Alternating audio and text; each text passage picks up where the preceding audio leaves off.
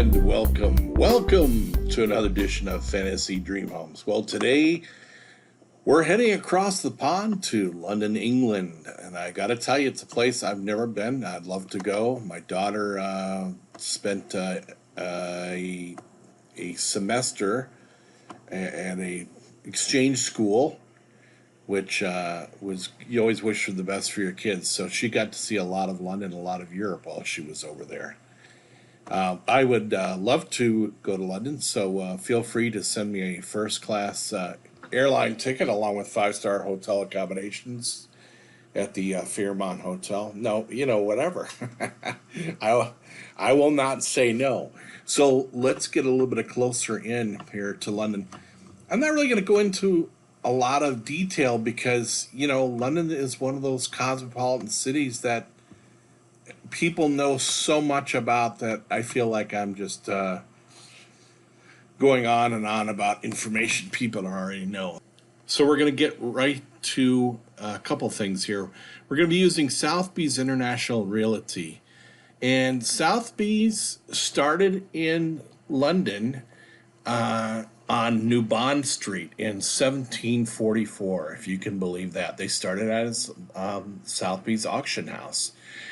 And in approximately 1976, they decided to get into the real estate business. And apparently they've been doing so successfly ever since. I did find, I was interested in exploring more about Sotheby's. I'm going to start using this real estate site more often. Look at these homes, because we're here at Fantasy Dream Homes. What are we about? Ultra luxury dream homes. And look at these homes on Sotheby's site. California, 22.8 million. Bahamas, 42 million.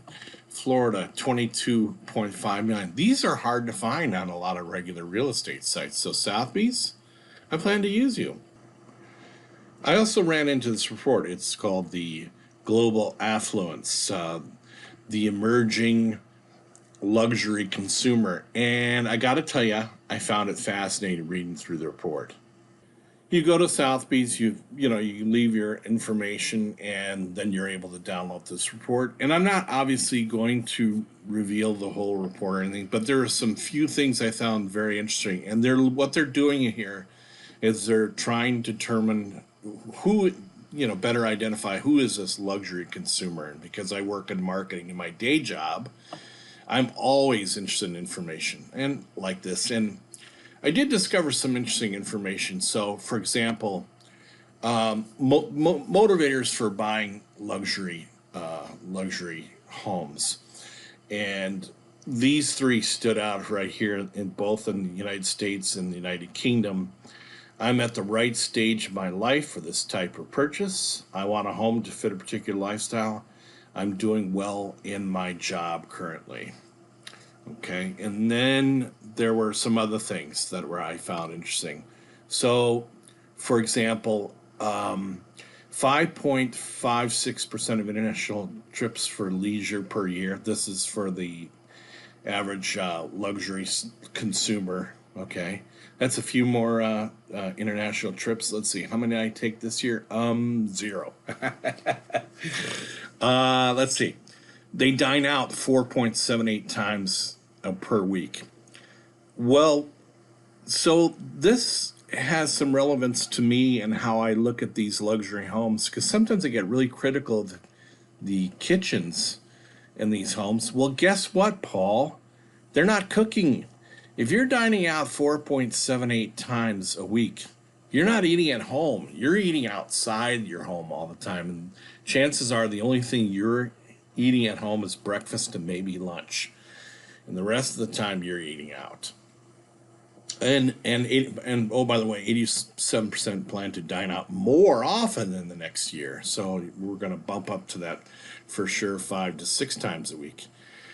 And then they tell you the type of products that they like to drive, and watches and handbags and things like this. And they also say what they're looking for in real estate. And the two biggest categories are waterfront, not surprising, and urban. And that's what we're going to be looking at today in London is urban properties. And it's it's a fascinating report. And one other thing I thought that was particularly interesting is the waterfront location with the highest year-over-year increase in search, New Hampshire.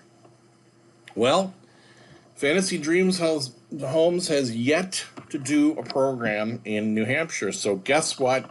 It's just been placed square on our targeting in the next month. So we will be looking at New Hampshire. And I've never been to New Hampshire. I've been in a lot of states in the United States. I've always wanted to see New Hampshire. And since I've never been to London, I found this Airbnb guide particularly useful. Find a neighborhood in London. What kind of neighborhood are you looking for? And I thought, this is great for somebody like me, not only just for living for Airbnb or if you're buying real estate, but if you're just traveling in general, what are the kind of things you like to do, and then it'll kind of help you, because London's a big city. It kind of gets you to focus on specific areas of London that you might be interested in seeing. Okay, so we start with Sotheby's in our first home. We're going to get right to it and we're looking at 4 Fantasy Dream homes here today. And house number 1, I'm looking for my notes here. It's going for £15 million, and as always, I will put the currency conversions up. And they, as a disclaimer or whatever, the conversions are only relevant for the time that I created this report. So they are nothing to bank on or anything like that. You should just consider them as estimates. So £15 million, 7 beds, all en suite. And I've said it before, and I will say it again. When you're looking at a multi-million-dollar property, they all better be en suite, meaning that each bedroom will have its own private bathroom. And in a multi-million-dollar property, that's the way it should be. 2 cloakrooms.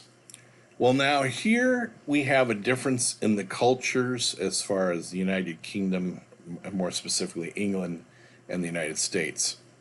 A cloakroom in the United States, I haven't heard that term since I was in grade school, and it was really more like a coat room. It was a place where you would take off your boots and hang your coats and your winter coats, and you might put, we used to have cloakrooms in my grade school, and you'd put your lunch in there and things like that.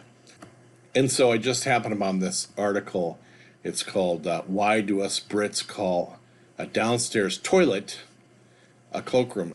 It seems that in early Victorian times, a pioneering and fashionable move made by some upmarket establishments, such as restaurants, was to offer indoor facilities to ladies on arrival to enable them to freshen up. This was a room where, upon arrival, ladies could remove their outer coat or cloak and freshen up. It was called the ladies' cloakroom. Over time, of course, similar facilities began being offered to men, and the phrase appears to have gradually morphed into cloakroom and used to describe a room where there's a toilet, basin, and mirror area designed primarily for visiting guests. So, this is what you're referring to in England when you say cloakroom. And these are known as bathrooms in the United States. If you're talking in realty or real estate terms, they're technically referred to as half baths. It's got everything except the shower or the bathtub to bathe in. It has everything that a bathroom would have. So in other words, it has a toilet, a sink, and a mirror. Okay? So these are British cloakrooms. Okay, we're up to speed now on that. Interior space is about almost 6,000 square feet. And since we are talking, these are all going to be flats or apartments. And so there's not really going to be a lot size to deal with. And also, I noticed this in a lot of international real estate websites. There is no built date. And I guess the reasoning is because it's not considered irrelevant, but in the United States, that's considered very relevant, and we want to see those build dates. But just pointing that out. This particular property has west-facing views over Battersea Park from the 11th and 12th floors. So you're talking about it's a 2-floor apartment, all ensuite, as we said, 2 cloakrooms, 3 reception rooms, and 2 kitchens. What is a reception room? A reception room is everything we're looking at here in this picture. This is also what could be referred to as a parlor. A parlor, okay? A parlor is not a common term in the United States. It's more of a dated term that we'd have heard maybe around the early 1900s to 1940s or 50s. They might refer to this kind of room as a parlor. A parlor is, and like it says here, is a dated word term to mean a sitting room in a private house. Generally, it means a room in a public building used to receive guests. It could also be a room in a convent. Okay, a drawing room is a room in a large private house where guests are received. Living room is a more of an informal place. So parlor, drawing room, reception room, living room, they all mean the same thing. Reception room is the room of a hotel, but it also could be other buildings used for parties and meetings. And there you will hear a great deal of confusion. Matter of fact, you might ask half of the Americans in this country, what's the difference between a living room and a family room? And probably half of them are going to get it wrong because they get mixed up all the time, their terms. And a lot of times you're going to go into someone's home and they're only going to have one of these rooms and they refer to it as, either or. So, but technically in homes with more than one, the family room is less formal, both in function and furnishings, and is located away from the main entrance, while the living room is usually the more formal, reserved for guests on special occasions and the display of items such as antiques or artwork. And also in that living room, a lot of times, and sometimes they call them dining rooms. And you will see a lot of American homes, these rooms get morphed together. And that's what a great room is. It's a large room in a modern house that combines features of a living room with those of a dining room or a family room.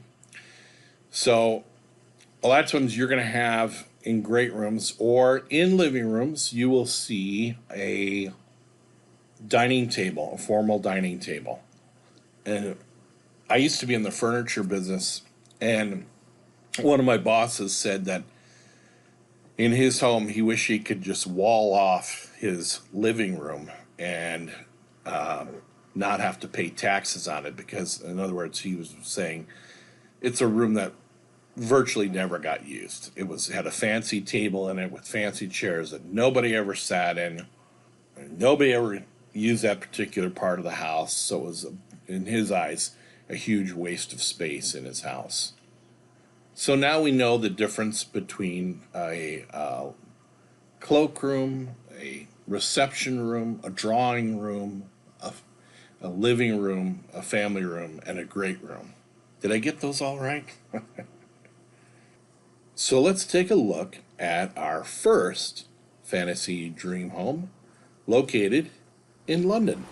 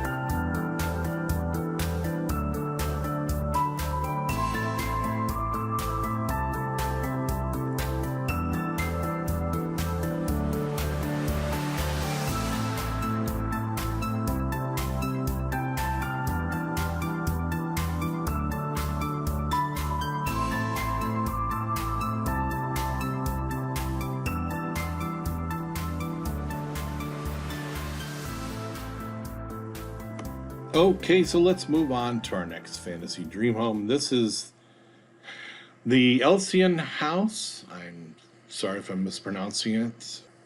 This house is going for £20 million, 6 beds, 8 full baths. Interior space is a little over 14,000 square feet, and no build date. The master bedroom suite consists of 2 ensuite bathrooms. There is a lift or an elevator, as known here in the United States, with access to all floors.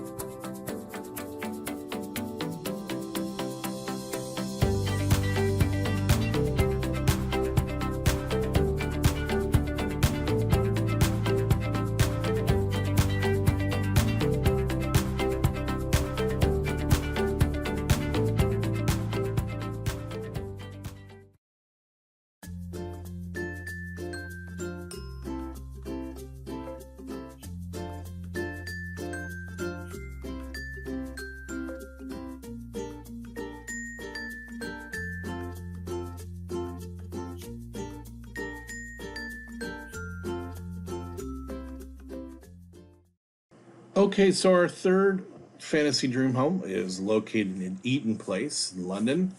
It's going for £22.5 million, 6 beds, 4 full baths. Interior space is about 6,400 square feet. The penthouse occupies the top 3 floors of 15 through 17 Eaton Place. So let's check out this next fantasy dream home.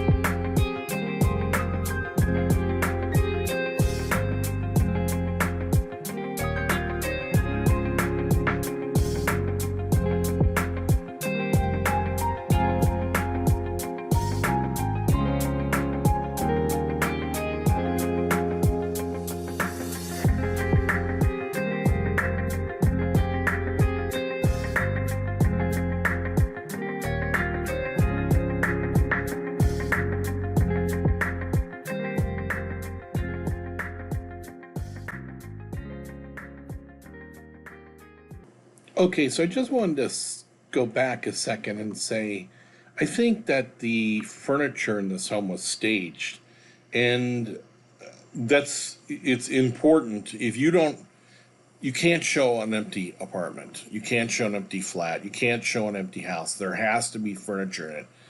It was I covered this in another video, and I'll try to remember to put the link to it in the show notes. I think it was a video. It was either in New York or Boston.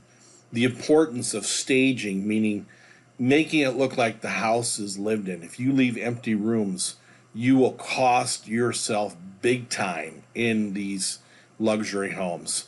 You can literally lose millions of dollars in the price for not staging. Here's why I think it's staged. These chairs you can buy at a place like Walmart. They're the cheapest chairs on the planet. And it wasn't just those chairs that took me off. Now, here's what threw me. That looks like a custom-made piece of furniture. So I'm going, well, no, not in that case.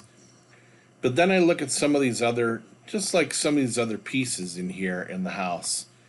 They're not high-end by any means, And everything is just so well placed. And yes, of course, they have people that clean their homes and things like that. But again, here I'm looking at this set and I'm going, that doesn't really look like high-end furniture to me. This entire set can be purchased here in the United States for probably a little over $1,000, which is nothing for a high-end home. So, and then I'm looking at these chairs, not really high-end furniture, just something I noticed. I believe it was staged. So when we're looking at fantasy dream homes, you can't always, expect to see what it really looks like, because staging is important. Better that they have this than leave the room completely empty. I mean, look at all this empty space over here. That's what leads me to believe that this is a staged apartment. Okay, so our fourth and final fantasy dream home is located at Eaton Square. And as we typically do, we start with the least expensive and move up to the most expensive. And here we are. This home is going for £30 million. 7 beds, 6 full baths. Interior space about a little over 8,000 square feet. Unknown build date. The ground and first floors are dedicated entirely to entertaining. It has a Crestron home automated system. You're seeing in most luxury real estate, that's another must-have, these automated systems that do everything from run the lights, run the alarms, both the security and smoke and fire alarms, and they will program your temperature of your housing. They'll turn lights on and off. They'll run your stereo system. Anything electronic, pretty much, they will take charge of it. All right, let's take a look at this next and last final dream home in Eaton Square.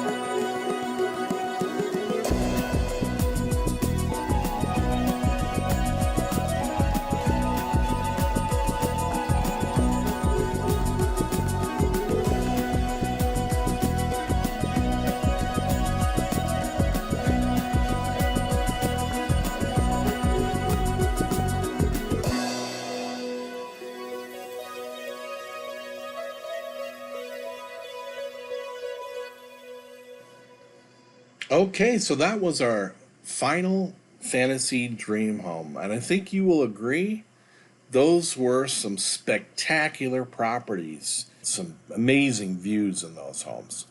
That wraps it up for another edition of Fantasy Dream Homes. We thank you so much for watching. Please leave any feedback you have. Smash that like button and subscribe to our channel. Let's build a great fantasy dream home community here. And as always, keep smiling, and we'll see you on the next edition of Fantasy Dream Homes. Bye-bye.